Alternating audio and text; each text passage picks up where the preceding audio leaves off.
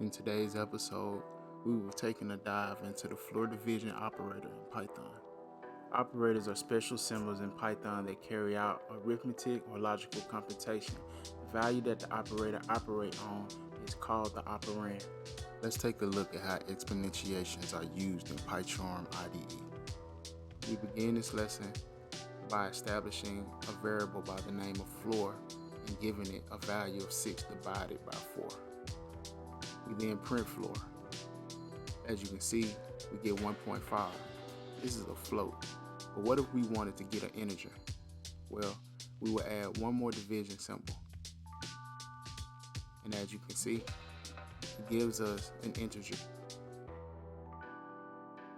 If you found this video in any way helpful, make sure to follow the PySociety on Twitter and don't forget to like, subscribe, and turn on your notifications.